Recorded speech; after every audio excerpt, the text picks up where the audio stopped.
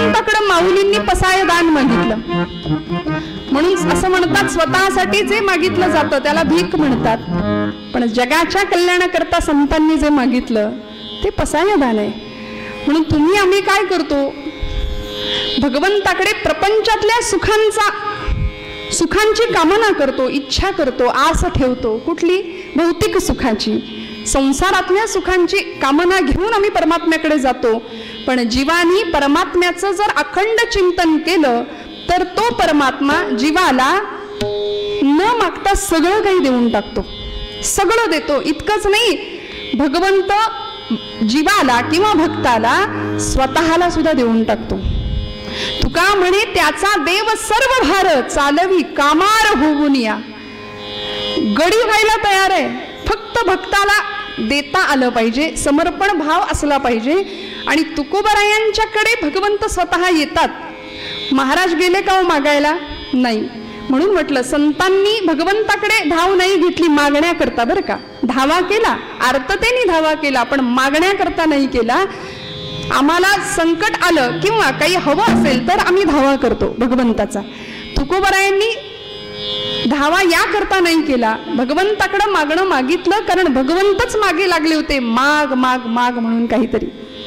कारण पिढीची परंपरा अशी होती, 8 पिढ्यांची विठ्ठल भक्तीची परंपरा, विश्वंभर बुवांपासून सुरू झालेली ही परंपरा, की ज्या विश्वंभर बुवांच्यासाठी भगवंतांनी स्वतः देहू गावामध्ये यावं आणि तिथे घराच्या मागे साक्षात मूर्ती मेळाव्यात विश्वंभर बुवांना मंदिर स्थापन करावं. का? वारीला जाता येत नाही.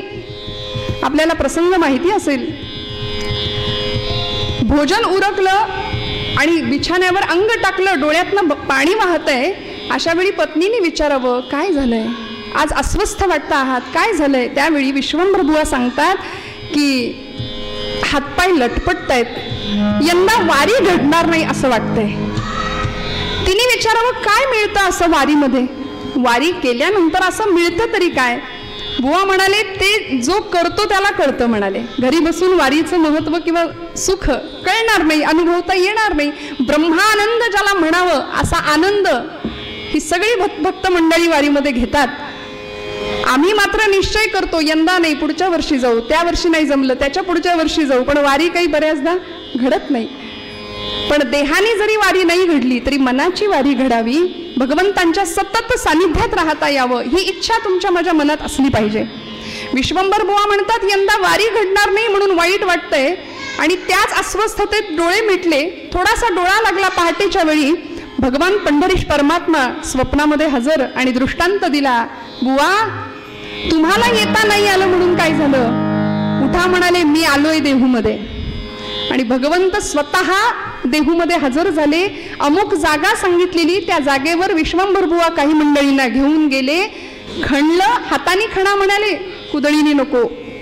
माती बाजूला केली आणि कुणीतरी मुद्दाम आणून ठेवाव्यात अशा विठ्ठल रुक्मिणीच्या मूर्ती तिथे दिसल्या. मंदिर स्थापन झालं आणि त्या पिढीमध्ये जन्माला आलेले आमचे तुकोबराय. पुढच्या काळात महाराजांचे आई वडील बोल्लोबा आणि आई कनकाई.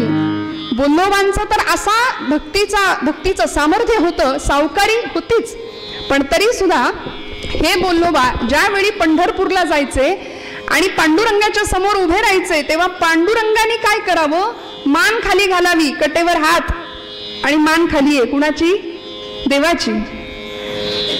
त्यावेळी रुक्मिणी आईसाहेबांनी विचारावं मान का खाली घालताय, तेव्हा भगवंत म्हणायचे अगं बघितलं नाही का सावकार दारात आलाय. आणि तो असा तसा नाही, सावकार दारात आला की कर्जदारांनी मान खालीच घालायची असते म्हणाले. कारण या मंडळींचं माझ्यावरती भक्तीचं ऋण, भक्तीचं कर्ज इतकं वाढलंय की त्याच्यातून उतराई व्हावं लागेल मला. मोरोपंतांची आर्य आहे, ऋण तरी मुठभर पोहे त्याच्या व्याजात हे मनगरी ते, मुद्दलात मुक्ती देणे, मुद्दलात मुक्ती देणे, ही कोण्या साहुकारीची रीती. रामा राम राम हरे हरे राम राम राम राम हरे हरे राम राम राम राम सीतापते राम.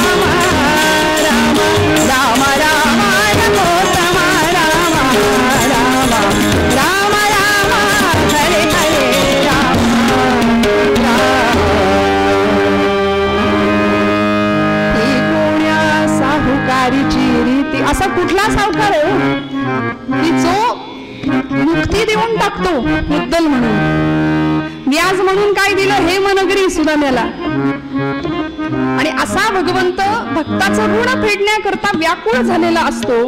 म्हणून तुकोबांच्या काळामध्ये तुकोबा दारात आले किंवा तुकोबांना भेटायला स्वतः भगवंतांनी जावं आणि विचारावं, तुकोबा काहीतरी मागा. तुमच्या अख्ख्या पिढीमध्ये कुणीच कधीच माझ्याकडे काहीच मागितलं नाही, हे तुमचं ऋण माझ्यावर वाढत चाललंय, तुम्ही तरी काहीतरी मागा. तुकोबा काय म्हणाले? म्हणले, देवा तू काय मला देणार रे? तू काय देणार मला? माझ्या वडिलांची मिराशी गा देवा. माझ्या वाडवडिलांची मिरास आहे, ऍसेट आहे, संपत्ती, आमच्याकडचं वारसा हक्काने आलेलं काय आहे माहितीये? माझे शब्द नाही, गाथेमध्ये महाराज म्हणतात, तुझे चरण गहाण पांडुरंगा, तुझे चरण आमच्याकडेच गहाण आहेत, तू आमच्याकडेच आलेला आहेस. म्हणून तूच जर आम्हाला प्राप्त आहेस तर तुझ्याकडून आम्ही अजून काय घ्यायचं? मला काही नको देवा, मला काही नको. कल्पना करा ना, महाराजांच्या जागी आपण असतो तर, है की नाही? मी तर लोकसभेचं विधानसभेचं तिकीटच मागून घेतलं असतं, आमची लिस्ट तयार असते की नाही. पण महाराज म्हणले काही नको, काही नको. तरी सुद्धा भगवंत म्हणतायत, तुकोबा माझ्यासाठी काहीतरी मागा, माझ्या इच्छेकरता काहीतरी मागा. महाराज म्हणले, ठीक आहे, मागायचं नाही हे खरंय, पण माग माग माग म्हणून माझ्या मागं लागलायस. मागतो, काही इच्छा नाहीये खरं तर, पण तरी सुद्धा तुझ्या इच्छेकरता मागावं म्हणून एकच सांगतो, देवा जन्मोजन्मी तुझा दास, हेची भावी माझी आस. जन्मोजन्मी तुझा दास. म्हणता म्हणता तुकोबारायांनी अशी लिस्ट देवापुढे ठेवली. नाही नाही म्हणता म्हणता काय मागणं मागितलं? हेची भावी माझी आस, जन्मोजन्मी तुझा दास. भगवंता हेच, हेची भावी चकार वापरला आणि मराठी भाषेमध्ये चकार हा निश्चय दर्शवतो. मला हेच हवंय, दुसरं काही नकोय. आमच्या घरी तुम्ही या बर का, तुम्ही पण तोंड देखलं काय म्हणाल? हो हो येऊ बर का. पण ज्यावेळी आम्ही निश्चयाने विचारू, सांगू उद्या आमच्या घरी यायचंच बर का, यायलाच हवं, तेव्हा मग तुम्ही म्हणा हो हो येऊच, येणारच. हा निश्चय सकारामध्ये व्यक्त होतो की नाही? त्यामुळे तुकोबा म्हणतात दुसरं काही नको, म्हणून हेची दान दे गा देवा, दुसरं काही नको.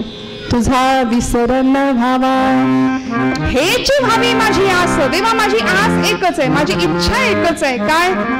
जन्मोजन्मी तुझा दास. मला प्रत्येक जन्मामध्ये तुझं दास्यत्व दे, मला प्रत्येक जन्मामध्ये तुझा दास बनव भगवंता. बस हीच इच्छा आहे. काय गंमत आहे बघा, एकीकडे संत महात्मे सत्पुरुष हे मुक्तीसाठी तळमळतात. प्रापंचिक जीवाचं सुद्धा अंतिम लक्ष परमार्थातलं काय आहे? अध्यात्माचं मुक्ती हे जीवाचं अंतिम ध्येय आहे. जीव मुक्तीसाठी अखंड तळमळत असतो. आणि तुकोबरायांसारखे विरळे संत म्हणतात, न लगे मुक्ती अन संपदा, संत संग देई सदा. मुक्ती नको, पण ही साधकावस्थेतली अवस्था आहे बरं का, ही साधकावस्था आहे महाराजांची. पुढे गेल्यानंतर तुकोबराय सांगतात, याच साठी केला होता अट्टहास, शेवटचा दिस गोड व्हावा. तुका म्हणे मुक्ती परिणिली नोवरी, आता दिस चार खेळी मिळी. हा अनुभव तुकोबरायांनी घेतला. पण त्याआधी महाराज म्हणतात, मला मुक्ती नको देवा, मला मुक्ती नको. वास्तविक जन्म मृत्यूच्या फेऱ्यामध्ये अडकणं हे दुःखाला कारण आहे ना. या भवचक्रातून सुटावं याकरताच आमची जीवाची तळमळ असली पाहिजे. हे अध्यात्माचं जर परम अंतिम लक्ष आहे.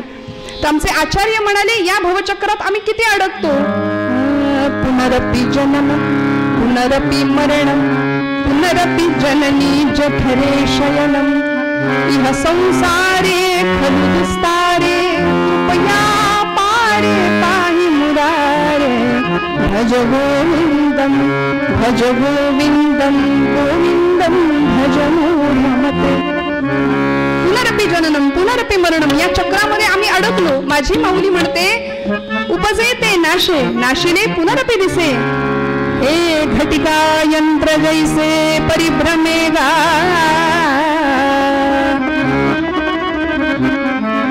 घटिका यंत्र कुणाचं आयुष्य तास काट्यासारखं आहे, कुणाचं मिनिट काट्यासारखं आहे, कुणाचं सेकंद काट्यासारखं आहे. आत्ता होता, आत्ता एवढ्यात आम्ही काल एकत्र बोललो, चहा घेतला, आता नाहीयेत. घटिका यंत्र जैसे परिभ्रमेगा.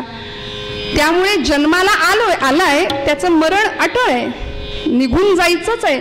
जन्म मृत्यू याचंच तर नाव संसार आहे आणि संसार हा दुःखाला कारण आहे. संसार हा दुःखमूळ आहे. जन्म मृत्यूच्या चक्रामध्ये आम्ही अडकतो. जन्म घेणे लागे वासनेच्या संगे. ही वासना आम्हाला पुन्हा पुन्हा जन्म घ्यायला भाग पाडते आणि आम्ही मग या भवसागरामध्ये, या दुःखाच्या महासागरामध्ये गटांगळ्या खात राहतो. महाराजांना हे ठाऊक नव्हतं का? ठाऊक आहे की मी पुन्हा पुन्हा जन्माला यावं अशी इच्छा भगवंताकडे व्यक्त करतोय. एकदा नाही म्हणले, एका जन्मात तुझा दास नाही व्हायचंय, हेची व्हावी माझी आस. जन्मोजन्मी तुझा दास. प्रत्येक जन्मामध्ये भगवंता तुझं दास्यत्व मला मिळालं पाहिजे. जन्मोजन्मी तुझा दास. मग महाराजांनी असं का मागितलं असेल हो? जन्मोजन्मी तुझा दास असं का मागितलं असेल? कारण भगवंताकडून प्राप्त होणाऱ्या दास्यत्वामध्ये ते दासत्वाचं सुख इतकं सुंदर असावं की जन्म मरणाचं दुःख त्यापुढे काहीच नाही वाटणार. जन्म मरणाच्या दुःखापेक्षा कित्येक पटींनी दास्यत्वाचं सुख महाराजांना श्रेयस वाटतं, मोठं वाटतं. म्हणून महाराज म्हणतात, हेची व्हावी माझी आस. जन्मोजन्मी तुझा दास. काय मागितलं? दास. नवविधा भक्तीमध्ये श्रवण भक्तीपासून सुरुवात करतात भागवतकार. श्रवणम कीर्तनम विष्णू स्मरणम पादसेवनम अर्चनम वंदनम दास्यम सख्यम आत्मनिवेदनम. नवविधातल्या भक्तींमध्ये दास्य भक्तीचं अत्यंत महत्व आहे की जिथे भगवंत आणि भक्ताचं नातं हे मालक आणि नोकराचं आहे. आणि मग ते दास्यत्व स्वीकारत असताना फक्त कर्मेंद्रिय नाही, ज्ञानेंद्रियच नाही, तर ज्ञानेंद्रिय, कर्मेंद्रिय, मन आणि बुद्धी या सगळ्यासह भगवंताशी शरणागती आहे. त्या भावाने समर्पण करायचंय. मी माझं हा विषय नाही. ममता आणि अहंता या दोन शब्दांना, या दोन गोष्टींना इथे थाराच नाही. सगळं समर्पण भगवंताच्या चरणावर करायचंय. ही दास्य भक्ती आहे, हा दास्य भाव आहे. तुकोबराय म्हणतात, असं दास्यत्व तू मला दे भगवंता, असं दास मला तू बनव.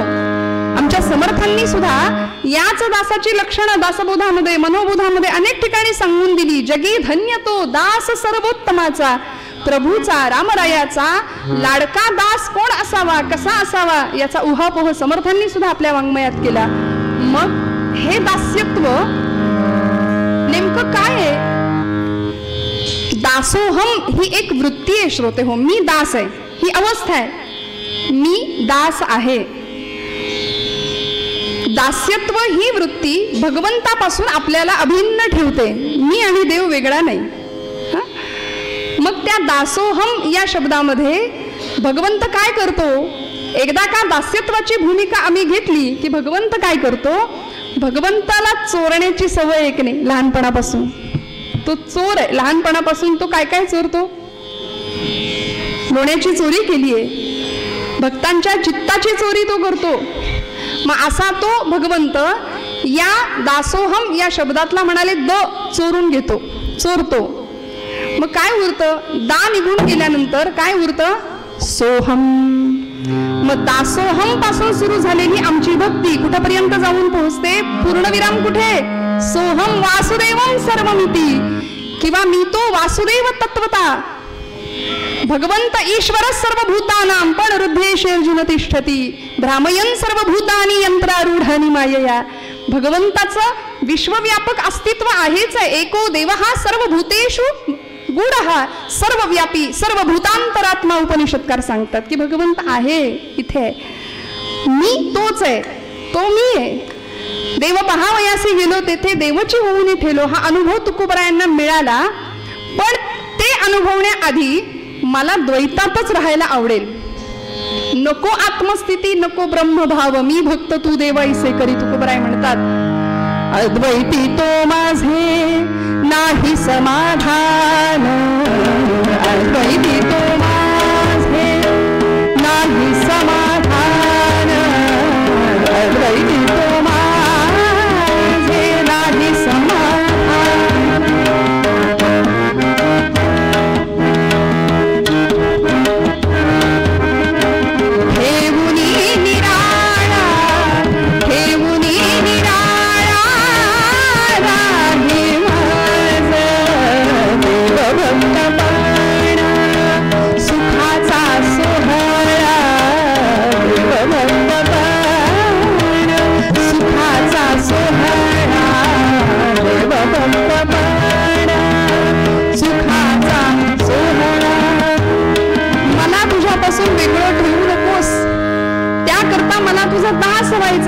करता पुन्हा पुन्हा जन्म घ्यायचे, पुन्हा पुन्हा गर्भवास सोसावा लागला तरी चालेल. तुका म्हणे गर्भवासी सुखे घालावे आम्हासी, या करता हेची व्हावी माझी आस, जन्मोजन्मी तुझा दास. मग आता दास्यत्व म्हणजे नेमकं काय करायचं, त्यामध्ये काय असलं पाहिजे?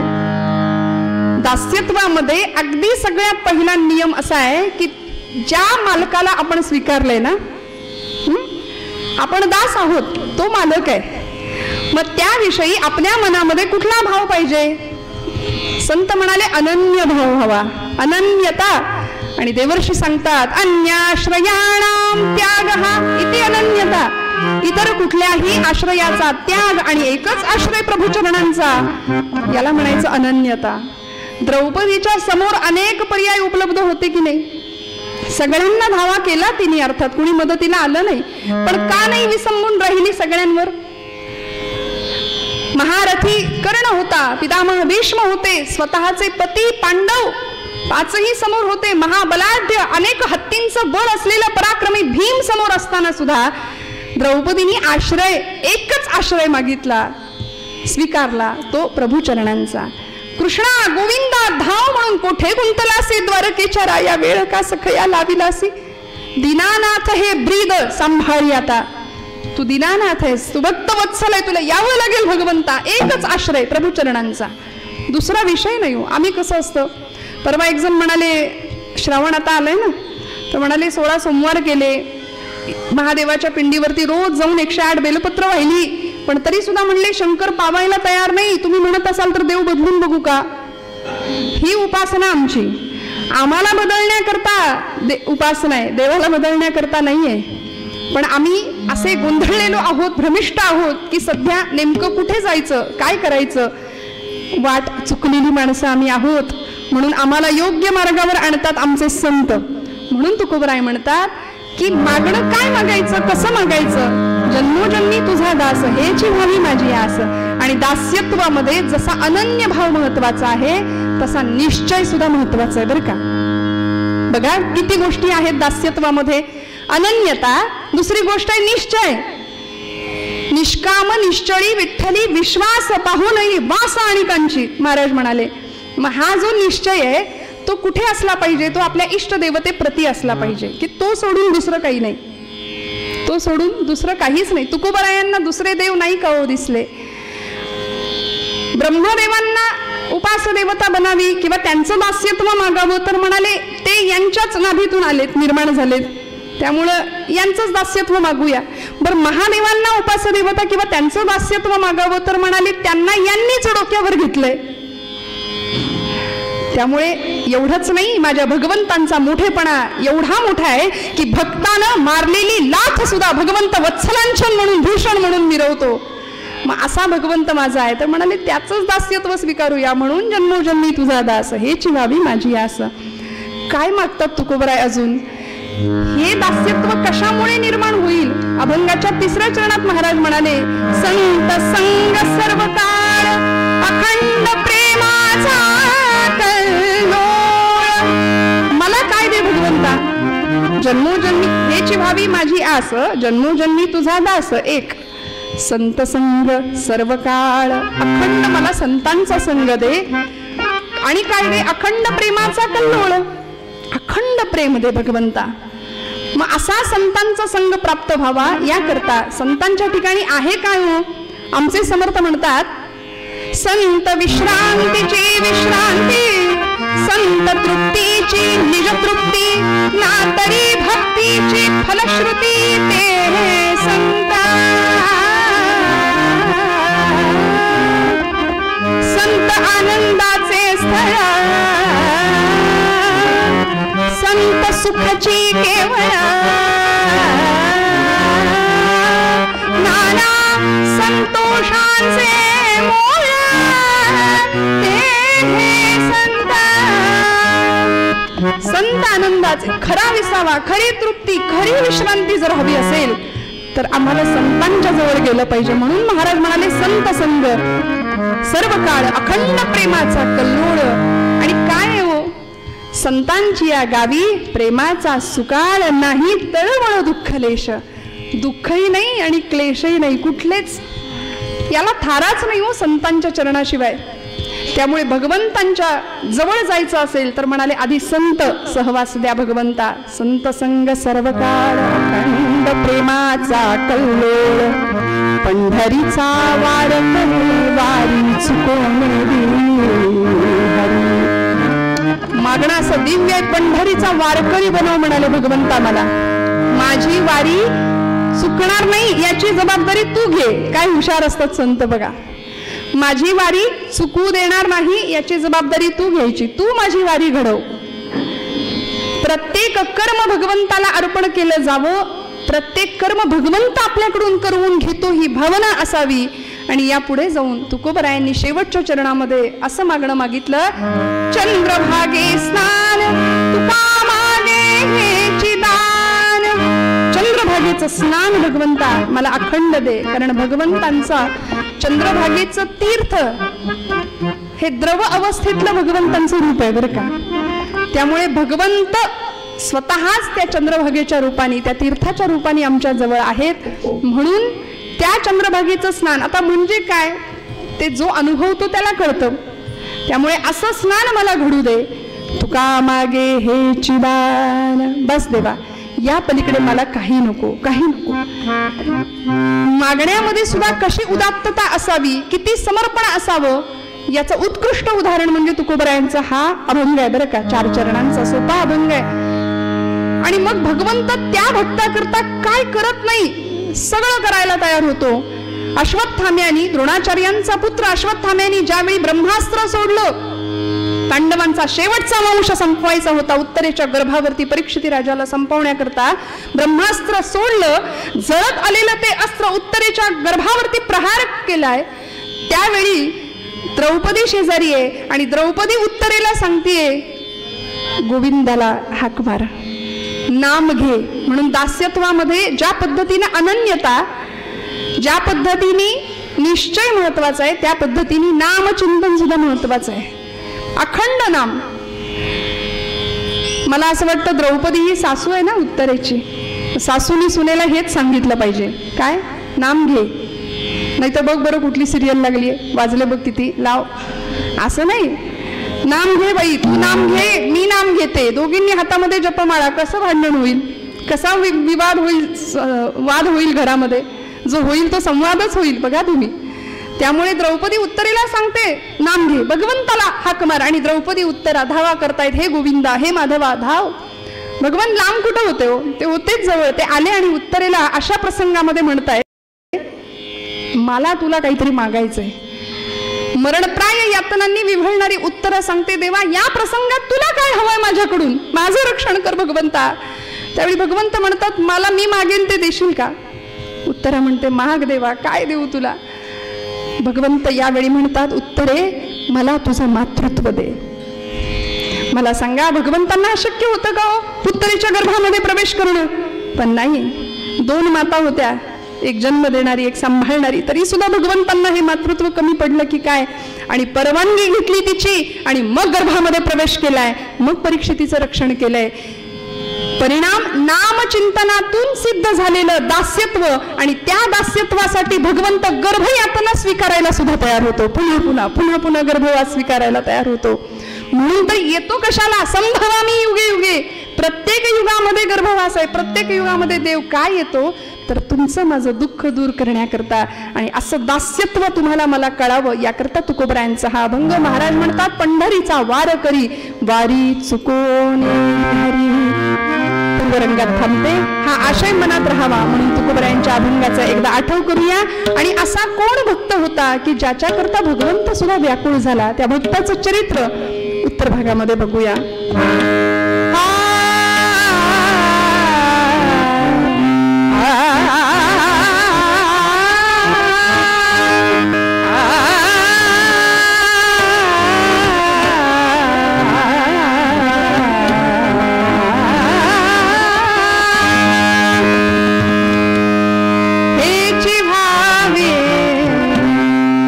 माझी आशा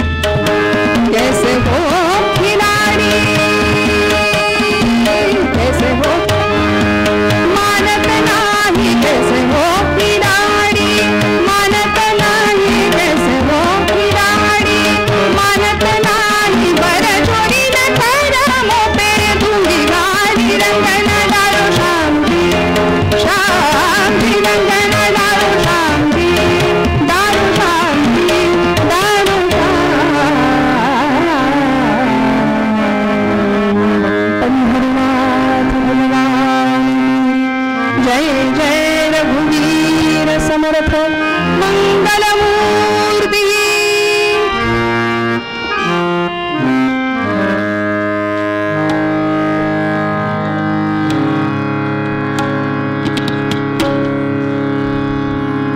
कथेच्या नियमाप्रमाणे थोडा वेळ हरिनामाचा गजर करूया. हाताने टाळी वाजवा, मुखाने गोड गळ्याने नाम घेऊया आणि ह्या नामाचा आनंद आजच्या दिवशी कुणीही न चुकवता भगवंताच्या चरणी आपलं नामचिंतन वाहूया. सगळ्यांचा आवाज येऊ द्या, मोकळ्या मनाने आणि मोकळ्या गळ्याने गा. सगळ्यांचा आवाज येऊ द्या. रंग रंग पांडुरंग रंग विठ्ठला, रंग विठ्ठला बोला.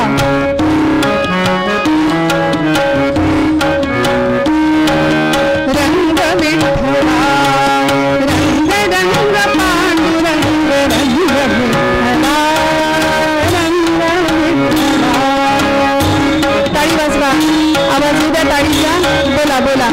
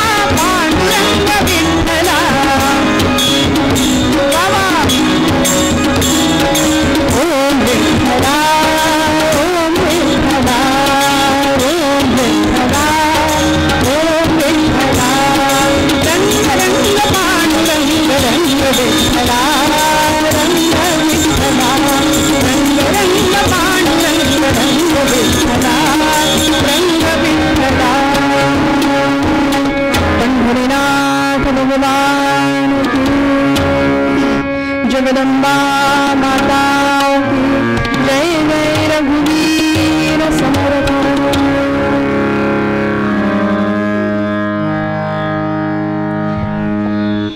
जे या भक्तीची येतुनी प्राप्ती, ते कैवल्या ते परवते सर्व म्हणती.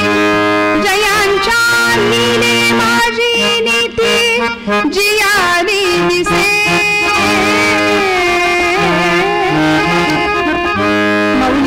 सुंदर उभी आहे. जे या भक्तीची येतुनी प्राप्ती, जे कैवल्या ते परवते सर म्हणती. जयांच्या लीले माझी नीती, जियाली दिसे. ज्यांच्या सहज वर्तनामध्ये सुद्धा जगाला नीतीचेच पाठ मिळतात, अनुभवायला येतात, असे संत असतात बरं का. म्हणून म्हणतात की विचारांना आचरणाचं तारण असावं लागतं. बोलणारी सांगणारी मंडळी भरपूर असतात, पण अनुभवाच्या पातळीवर जाणणारी मंडळी ही विरळी असतात. म्हणूनच त्यांना आम्ही संत म्हणतो. प्रत्यक्ष त्या गोष्टीचा अनुभव संत घेतात आणि मगच बोलतात. अनुभवाविण मान हलवू नको रे सोहिरवनात सांगतात. आणि असा भक्तीचा अत्युच्च सुंदर असा अनुभव कुणाला मिळाला हो? काय झालं? मगाशी आपण ऐकलं, उपनिषदकारांनी सांगितलंय सर्व व्यापी सर्व भूतांतरात्मा, सगळीकडे परमात्मा आहे. आम्ही कीर्तनकार मंडळी सांगतो, सगळेजण सांगतात देव सगळीकडे, देव सगळीकडे, देव सगळीकडे, कशाला पंढरपूरला जायला हवं. पण असं असताना अनुभव आम्ही घेत नाही की देव आमच्या जवळ आहे. असता तर तुमच्या माझ्या हातून नैवेद्य स्वीकारला असता. नामदेवांच्याच हातून का स्वीकारला? तुमच्या माझ्या हातून देव नैवेद्य स्वीकारत नाही, कारण आम्ही देव जेवत नाही म्हणून रडत नाही. नामदेव महाराज रडले हो. मला सांगा ना, खरंच आमच्या डोळ्यात पाणी येतं का? आज आषाढीचा उपवास केला आम्ही, देवांना नैवेद्य अर्पण केला, मंडल केलं, ताट ठेवलं, पाणी फिरवलं, काढून घेतला. खाल्ला का त्यांनी? स्वीकारलं का त्यांनी? नाही ना. आमच्या पोटचं लेकरू जेवलं नाही की आम्ही रडतो, आमच्या डोळ्यात पाणी येतं. पण माझा पांडुरंग जेवला नाही, माझं उपास्य दैवत आज माझ्याकडून जेवलंच नाही म्हणून आम्ही रडलो का हो? म्हणून म्हटलं आम्ही लबाड भक्ती करतो. पण संतांची भक्ती अशी नव्हती हो. विचारांना आचरणाचं तारण होतं, अनुभव घेतला होता, अनुभव सिद्ध भक्ती होती. आणि अशी भक्ती होती की ज्या भक्ती करता तो भक्त नाही कधी गेला पंढरपूरला, पण देव भावे लाचावला या न्यायाने भगवंतालाच यावं लागलं त्याच्याकडे. कोण होता हो? अरण गावचा भक्त सावता, अरण गावचा भक्त सावता.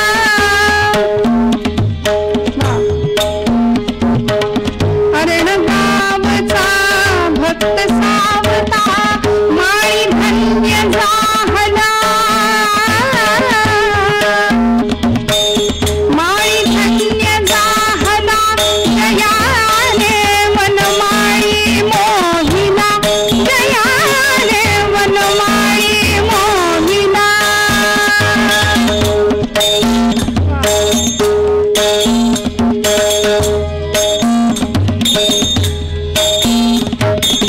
विश्वी भरला विश्वंभर तो, विश्वी भरला विश्वंभर तो, नाम विभो त्याचे, तत्वाने हृदय बसे साचे, तत्वाने हृदय बसे साचे. अरण गावचा भक्त सावता, माळी धन्य झाला, जयाने वनमाळी मोहिना, जयाने वनमाळी मोहिना, जयाने वनमाळी मोहिना. पंढरपुरापासून काही अंतरावर असणारं अरणभेंडी नावाचं गाव, आणि त्या गावचे हे संत सावतामाळी सावतोबा. भक्तीचा असा सुंदर आदर्श होता. भगवंताची भक्ती कशी करावी, ज्या पद्धतीने भगवंतांनी गीतेमध्ये सांगून ठेवलंय, यत् करोषि यदश्नासि यज्जुहोसि ददासि, यत् तपस्यसि कौन्तेय तत्कुरुष्व मदर्पणम्. आपण जे जे कर्म करू ते प्रत्येक कर्म ते सत्कर्म भगवंताला अर्पण केलेलं असावं. अर्पण करतोय या भावनेने करावं. आणि हे भगवंतांचं सांगणं तंतोतंत ज्यांनी आचरलं असे आमचे सावतोबा, की ज्या अरण गावामध्ये त्यांचं वास्तव्य आहे. पंढरपुरापासून काही अंतरावर असलेलं हे गाव, हजारो शेकडो किलोमीटर प्रवास करून सुद्धा काही मंडळी पायपीट करत पंढरपूरला पोहोचतात आषाढीच्या दिवशी. आणि हे संत मात्र गळ्यामध्ये तुळशीची माळ आहे, कपाळाला बुक्का आहे, अखंड विठ्ठलाचं स्मरण आहे. आणि असं असताना सुद्धा पंढरपूरला कधीच नाही गेले. का हो?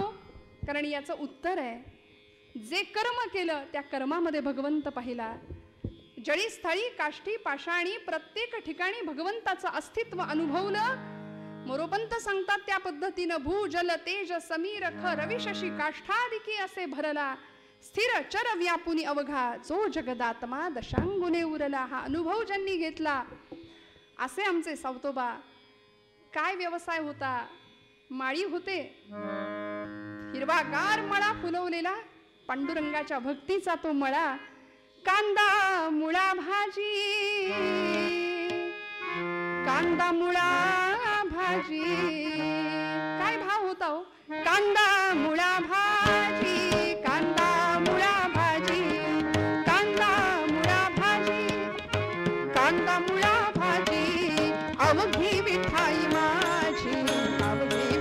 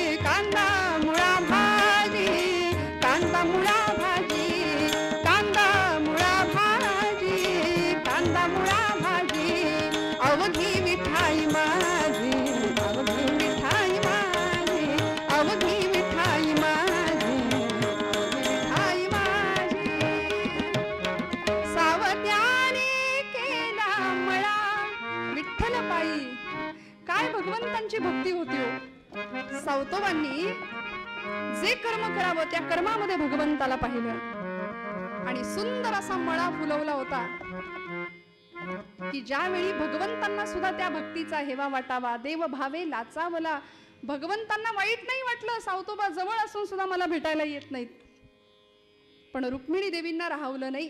रुक्मिणींनी विचारावं देवांना, देवा, ज्ञानोबा, तुकोबा, नामदेव महाराज हे अधिकारी भक्त मंडळी जर तुमच्यापर्यंत येतात, वारी करतात, तर असा कुणी भक्त आहे का की जो तुम्हाला भजतो पण वारी करत नाही, तुमच्याजवळ येत नाही? भगवंत म्हणाले, हो आहे. कोण आहे? दाखवतो म्हणाले, चल. आणि रुक्मिणी आईला घेऊन स्वतः भगवंत गेलेत, सावतोबांच्या मळ्याच्या समोर उभे राहिलेत. आणि सावतोबांनी, भगवंतांनी रुक्मिणीला सांगावं, तो बघ माझा भक्त. काय सावतोबांचा वेश आहे, अंगरखा आहे, धोतर आहे, डोक्याला मुंडास आहे. आणि अशा सावतोबांनी गळ्यामध्ये तुळशीची माळ आहे, कपाळाला चंदन आहे, बुक्का आहे, अखंड विठ्ठल स्मरण आहे, सुंदर मळा फुलवलाय, रोपं आहेत, फळं आहेत, फुलं आहेत, धान्य आहे. आणि अशा या मळ्यामध्ये एक विहीर आहे, त्या विहिरीला मोठ लावली आहे, त्या मोठेला 2 बैल जोडलेत. हे पूर्वीचं बरं का, आता नाही. आता सगळीकडे इलेक्ट्रिसिटी आहे, बटन दाबलं की सुरू. तेही आमच्या शहरातल्या लोकांना माहिती नाही, म्हणून म्युझियममध्ये असं ठेवावं लागतं की अशी शेती पूर्वीच्या काळी केली जायची, मोटेची. आणि असा सावतोबांचा मळा, अशी भक्ती चालू आहे, विठ्ठल विठ्ठल विठ्ठल नामस्मरण सुरू आहे. भगवंत म्हणतायत, तो माझा भक्त अखंड नामस्मरण करतो पण पंढरपूरला कधी येत नाही. गळ्यात तुळशीची माळ आहे, कपाळाला गोपीचंदनाचा टिळा आहे, पण पंढरपूरला कधी येत नाही. रुक्मिणी म्हणते, का नाही येत? यायला काय हरकत आहे? सगळे अधिकारी संत मंदिरी येते, तर हा तुमचा भक्त असं काय वेगळा आहे याच्यामध्ये की तो येत नाही? भगवंत म्हणाले, बघ तरी. दुपारची वेळ, सावतोबांची पत्नी सावतोबांसाठी जेवण घेऊन त्या शेतामध्ये आली आहे, मळ्यामध्ये.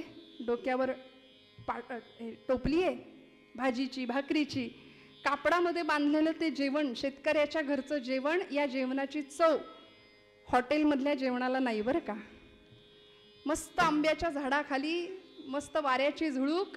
आणि अशा वेळी साधी चटणी भाकरी, भाजी भाकरी जरी खाल्ली तरी अमृताची चव त्याला असते बरं. आम्ही या सगळ्या गोष्टींपासून अनभिज्ञ आहोत सध्या. लोक आपाप एकमेकांपासून खूप दूर गेलेत, जवळ यायला कुणी तयार नाही. स्नेह नाही, माया नाही, ममता नाही, जिव्हाळा नाही, एकत्र बसून जेवणं नाही, खाणं नाही. पूर्वीचा काळ होता की वाढणारं माणूस अगत्याने आग्रह करून वाढायचं, घ्या हां, पोटभर जेवा, हां, सावकाश जेवा. हे पूर्वी होतं, प्रेम होतं. अगत्याने वाढणारं माणूस, मला वाढणारी माझी आईच आहे असं वाटत होतं प्रत्येकाला. पूर्वी बसणारं जेवणारं माणूस बसून जेवत होतं, वाढणारं माणूस वाकून उभं राहून आदराने वाढत होतं. आणि आता आम्ही इतके सोफिस्टिकेटेड झालो की आता वाढणारा माणूस एका जागी उभा आहे, जेवणारी माणसं ताट घेऊन फिरतायत सगळीकडं, कुठं जागा मिळते का बसायला. उभे उभेच आम्ही जेवतोय. म्हणजे आम्ही नक्की पुढे चाललो की मागे चाललो, हा मोठा प्रश्न आहे की नाही. ही शोकांतिका आहे खरं तर. कधीतरी पूर्वजांचं शहाणपण स्वीकारावं असं म्हणतात. काय आनंद असेल हो, काय थाट असेल. आंब्याच्या सुंदर घनदाट सावलीखाली ही 2 जण जेवायला बसली आहेत. सावतोबांच्या पत्नीने ती टोपली खाली ठेवली, उघडलं, जेवण वाढलं. आणि सावतोबांनी बैलांना सोडलं, चारा दिला, पाणी दिलं आणि आले जेवायला. तिने सांगावं, कारभारी खूप थकला असाल तुम्ही, बसा बरं जेवायला, 2-4 घास खा आणि मग पुन्हा लागा कामाला. सावतोबा बसले जेवायला, अन्नब्रह्माची प्रार्थना केली, भोजनाला सुरुवात झाली. गप्पा मारत छान जेवण सुरू आहे दोघांचं. आणि अशा वेळी सावतोबांची पत्नी आपल्या धन्याला एक प्रश्न विचारते. त्या म्हणतात, धनी, कारभारी, तुम्हाला बरेच दिवस झाले काही विचारीन म्हणते, पण आज राहावे ना, विचारू का? सावतोबा म्हणाले, विचार. आणि तिने सांगावं, कारभारी, तुम्ही पांडुरंगाचे भक्त आहात, गळ्यामध्ये तुळशीची माळ आहे, कपाळाला टिळा आहे, अखंड विठ्ठल विठ्ठल विठ्ठल नामस्मरण करत राहता, पण एवढे वारकरी आपल्या मळ्याच्या समोरून पंढरपूरला जातात, तुम्हाला कधीच 15 वर्षात पंढरपूरला गेलेलं पाहिलं नाही म्हणाली मी. असं का बरं? सावतोबा म्हणाले, हा प्रश्न आहे का तुझा? उत्तर देतो म्हणाले. अगं वेडे, एवढे सगळे लाखो वारकरी आपल्या मळ्यासमोरून पांडुरंगाला भेटण्याकरता जातात. एक रात्र ते आपल्या इथं मुक्काम करतात. मग त्यांना आपण शिधा देतो, मग ते इथे जेवतात, तृप्त होतात, मग पुढच्या प्रवासाला जातात. मला सांग, आपणच इथून गेलो तर या सगळ्यांच्या मुखातनं माझा परमात्मा इथे तृप्त होतोय, जेवतोय. मग या सगळ्यांना सोडून, यांची सेवा करण्याचं सोडून मी कसा जाऊ पंढरपूरला, सांग बरं. आणि खरं सांगू का कारभारने, अगं पांडुरंग विटेवरच आहे असं कुणी सांगितलं तुला? भक्तांच्या हृदयामध्ये तो आहे, भक्ताच्या कामामध्ये कर्मामध्ये तो आहे. भगवंत कुठे नाही असं म्हणून सावतोबांनी हात धुतला, उठले, बैलांच्या जवळ गेले, बैलांच्या पाठीवर हात फिरवला आणि म्हणाले, कारभारने सांगू का तुला? सारे ग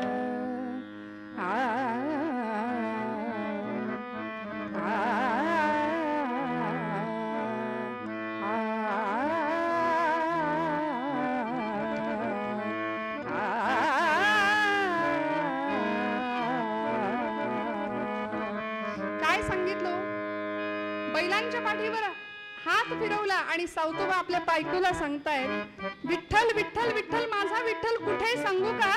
बैल विठ्ठल, शेत विठ्ठल, विश्व विठ्ठल गे. बैल विठ्ठल, शेत विठ्ठल, विश्व विठ्ठल गे. विठ्ठला वाणी मोठ काळी ती बी विठ्ठल गे.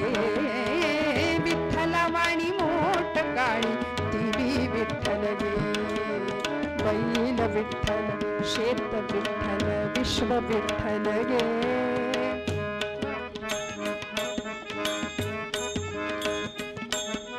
विठ्ठला वाणी मोठ काळी ती बी विठ्ठल गे. विठ्ठला वाणी मोठ काळी. काय सांगू तुला?